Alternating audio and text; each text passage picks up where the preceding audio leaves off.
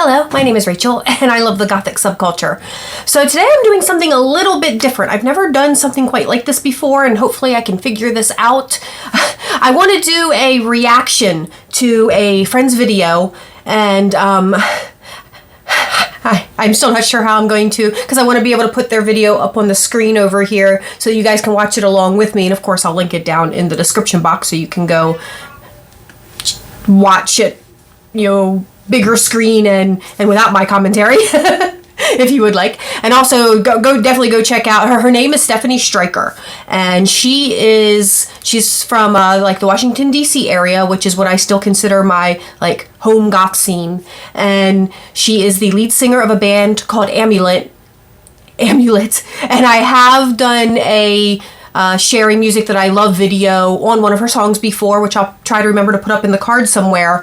And obviously I also want you to go check out her channel and follow her, but this video is a little older. She published it like 4 months ago, and I haven't watched it yet because I meant to do this. I've been meaning to do this, but things just kept happening and I kept putting it off. So I'm about 4 months late to this party.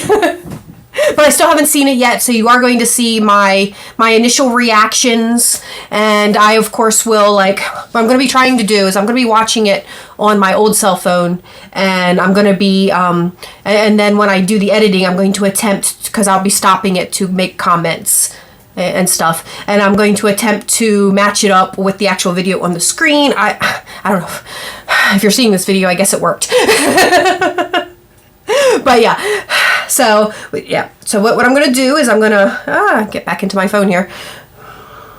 I'm going to start the video, and I'll be watching it here, and I just realized there's like that double volume issue because you're going to hear the audio from the phone but also possibly the audio from the video. Oh my goodness. I don't know how this is going to work out for me, but we're going to do our best. We're going to do our best. Maybe I should be using like a headphone. I don't know. I'll figure this out. Okay, so like I said, this is the first time I've ever seen this video, so these will just be my initial reactions. The video is titled, I think it's 10 Goth Stereotypes. So, and let me move over a little so that I'll have room to put her video up on the screen. Let's get started. Welcome to my channel. I want to talk about stereotypes today. There we go. She is so pretty, and she's amazing with her makeup and fashion. Just goals. All right, friends. So I want to talk about stereotypes. And not just a list of stereotypes that people think about goths or alternative people. I want to talk about which stereotypes I have. When Jillian Venters had a blog, and she might still, I'm going to look that up and link it down below if she does. One of her philosophies was embrace your stereotypes. And I love that, because why the fuck not? Are you going to let somebody else say that you're a stereotype and be offended by that and then stop liking the things that you like just because someone else thinks that that's a stereotype?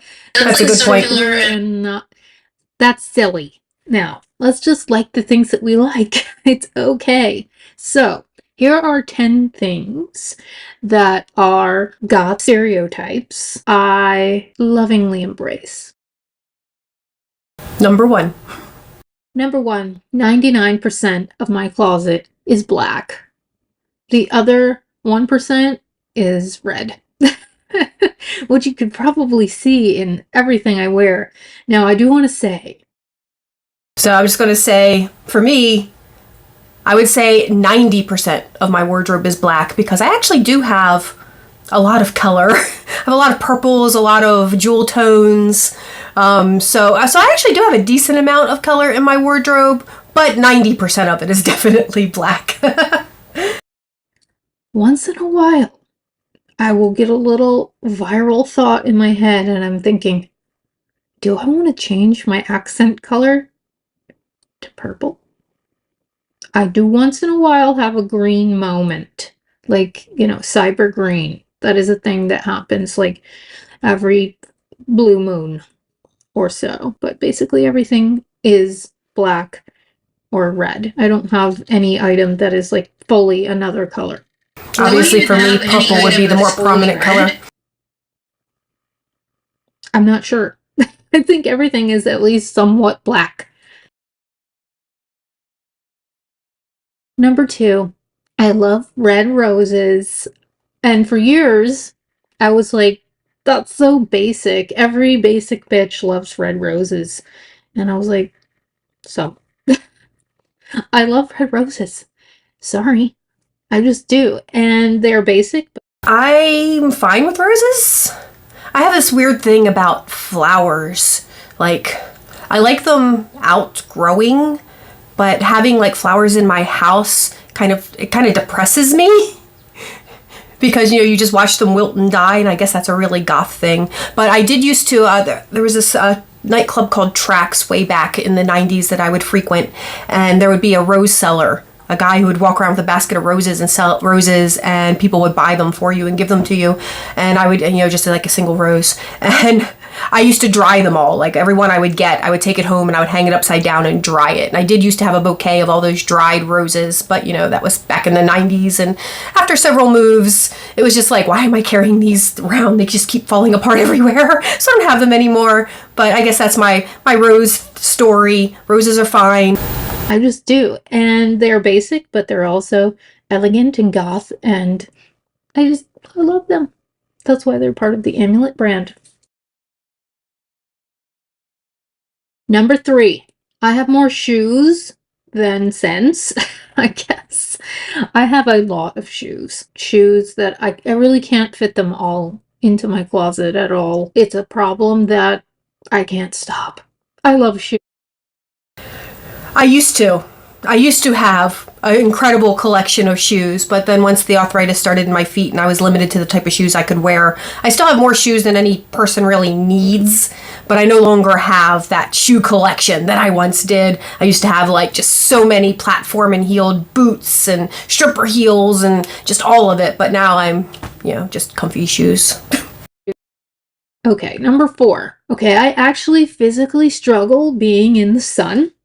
It's true. I hate it. And it's not just a mental pain. I will have issues, physical issues, if I'm in the sun for more than a few minutes. So I carry a sunbrella or a parasol with me everywhere that I go. In my little bag, I have like a little totes mini umbrella just in case I get caught in the sun somewhere.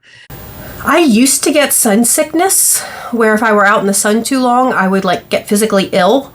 But that doesn't really seem to happen to me as much anymore, but also might be because I don't spend that much time in the sun anymore. Like even on my tropical vacation, I can't really say I spent a lot of time in the sun. There was like maybe one day in that whole week that I spent time really out in the sun. But I'm really big on sunblock. And I've joked before about wanting the burkini to keep myself covered so I don't have to use as much sunblock. But yeah, But yeah, I do have the parasols. I just hate carrying extra accessories because I lose them. No. So that's true.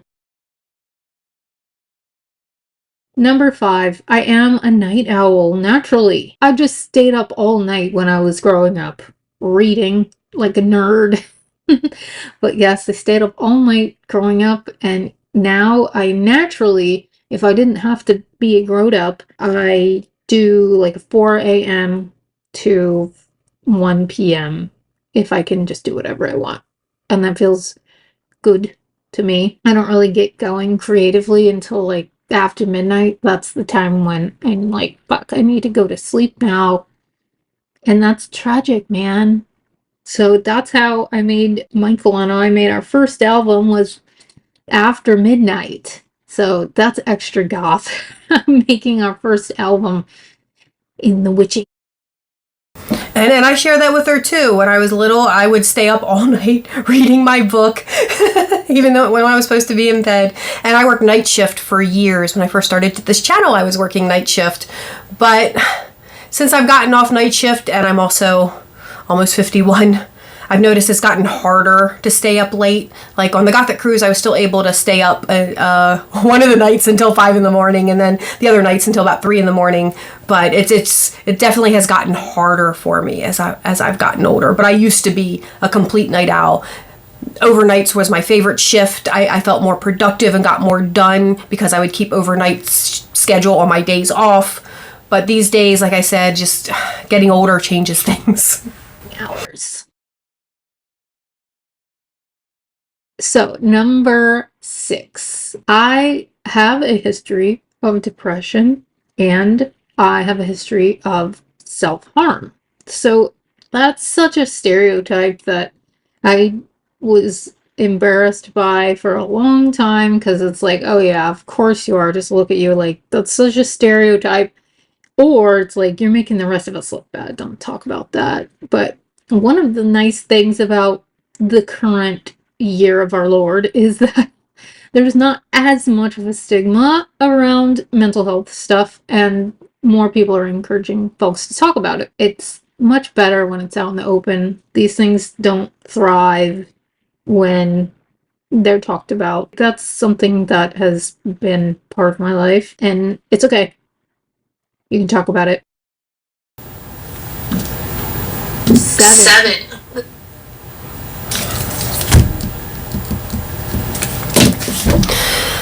I've never been clinically diagnosed with depression, but I did have several of my general practitioners suggest I go get diagnosed. But when I was younger, I had this weird idea that, like, if I did something to solve the issues I felt like I was having mentally, it would change who I was fundamentally. And I think that's a destructive mindset to have, because I might have been able to flourish more if I had gotten help when I was younger. But, you know, as I was talking about, I'm now 51. I've developed so many coping mechanisms. You know, you just learn how to work around things. And I still get, you know, those bouts of depression.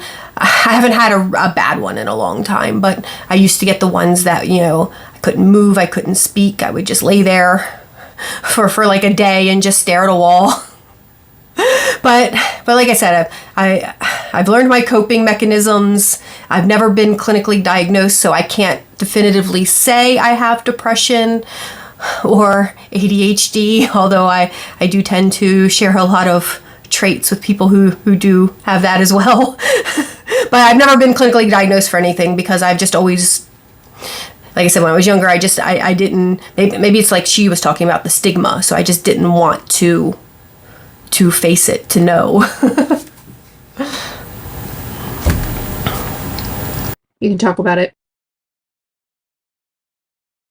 7. This is much more entertaining and fun to me than that. Number 7, black velvet, black lace, and black PVC are my favorite materials. Of course they are. I mean, they're just gorgeous.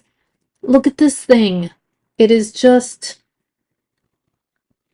it's fucking fancy as shit, and I just love it. Velvet, and PVC, beautiful, hot, and sexy. Can't go wrong. Speaking of PVC, I mean, you guys know how much I love my velvet. I like lace a lot too.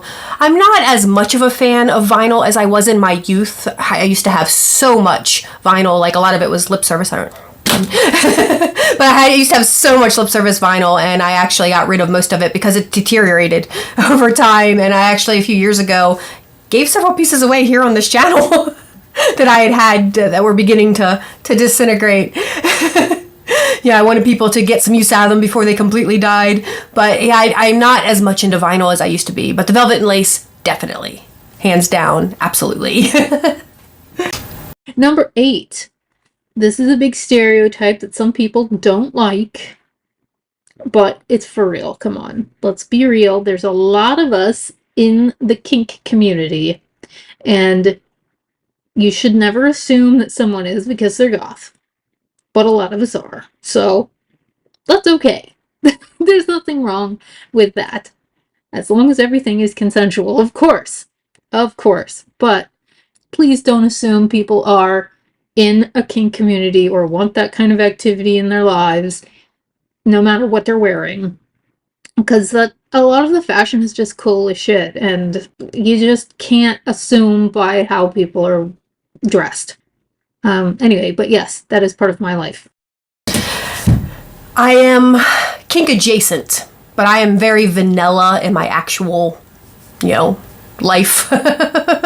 But I've always been kink adjacent. I've always, because like she said, there's a lot of crossover. So I've always gone to the fetish clubs, and when, people would ask me what I was into, I would just be like, oh, I'm a voyeur. I'm just here to watch.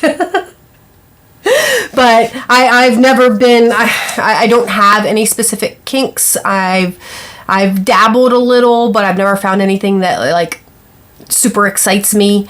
So yeah, I'm kink adjacent, but I am actually not really part of the kink scene. I've never been a part of Fet Life or anything like that. So that is, I guess, the one stereotype I don't share so far. We were up to what was that, 7, 8, or 9? But anyways, yeah, that's the only one I don't share so far. 9. This one is kind of obvious, but my clothes are highly impractical. I always put form over function.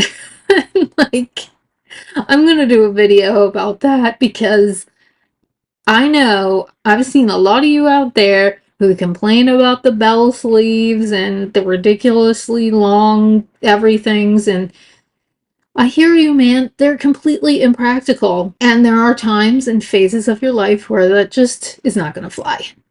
But if you're in a phase of life where you can deal with your stress point being your sleeves being too long and fabulous, I feel good about that. I feel good about that. Yes, almost all of my clothes are impractical, and even the clothes that I relax in, they're still impractical. But god damn it, they look great. So this is another one that, like, this was more true for me when I was younger. Like, I still own plenty of impractical clothes. And I don't know how many times I've gotten my bell sleeves in things, either at a restaurant or even when I was trying to cook. Don't cook in bell sleeves. And I used to always dress up, like, in my everyday life. But these past few years, definitely since COVID, maybe even started a little bit before then, in my everyday life, I'm now super casual. It's just sweats these days. And again, I think that's just part of getting older. I'm just more tired and value comfort more than I did when I was younger. But when I go out, I'm still going to be dressed pretty impractically. There's still going to be corsets and big sleeves and long trains and all that sort of stuff. But I guess these days I'm only half of that stereotype because I'm only impractical half the time. The rest of the time I'm just super, relaxed mode. I tell you, getting old, man. Getting old. And I think we're on the last goth stereotype that she is a part of. But god damn it, they look great. All right, number 10. Number 10, I think we can all relate to this one. Bats, cemeteries, ravens, crows, vampires, gratuitous fog, and excessive reverb on our snares and vocals and our music. I love all of those things, and I will never stop loving those things. They are ubiquitous in the goth scene, and they are symbols of pride. So, that's what I've got. I'm sure there's many, many more. I'm a walking stereotype. So yes, I pretty much love all those things too, except for kind of vampires. Like, when I was younger, I was obsessed with vampires. I'm talking like really young. I loved the really old Dracula movies when I was like, up in primary school, like 5, 6, 7 years old. I loved the old black and white Dracula movies, and I was obsessed with like the Anne Rice stuff in my teens and early 20s. And did Poppy Z Bright do vampires? I loved Poppy Z Bright too. And I also read like all the True Blood books, and I never watched the series though, but I loved the books. So I was obsessed with vampires at one time in my life, but I've just over time, I guess I just don't like the direction vampires have taken in our culture. Vampires are the only one on that list that I'm not as crazy about as I used to be, but the rest of that list, absolutely yes. So let's wrap it up here. Let me know what your stereotypes are. Bye. Okay, so I guess that was it. Hopefully I can figure out how to put this with this. I don't know. That's going to be hard. But so that's it. That's the 10 common goth stereotypes that Stephanie Stryker feels applies to her. And I let you know which one of those apply to me. And I feel like they're stereotypes for a reason, because we do share most of those, don't we? Like even the ones we don't completely share, I still have a little bit, like a tiny foot in that door. But yeah, that's it. I just wanted to share her video with you guys and share my reaction to it. You know, what my goth stereotypes are. Let me know, like she just said, let me know what your goth stereotypes are down in the comment section below. What goth stereotypes do you embrace? What goth stereotypes do you wish weren't a goth stereotype because you don't like the, I guess, stigma of it? Let me know all of that down in the comments below. Let's have a conversation about this. And I just want to thank Stephanie. I did ask her permission if I could do this, although I feel like I guess most reaction videos, I don't know if people ask like if that's a normal thing, but because she's a friend, I definitely wanted to ask permission and not just spring it on her. But thank you guys so much for watching. If you did enjoy this, please give it a thumbs up. Let me know if you'd like to see more of this type of content in the future. And if you didn't enjoy it, of course, you can give it a thumbs down.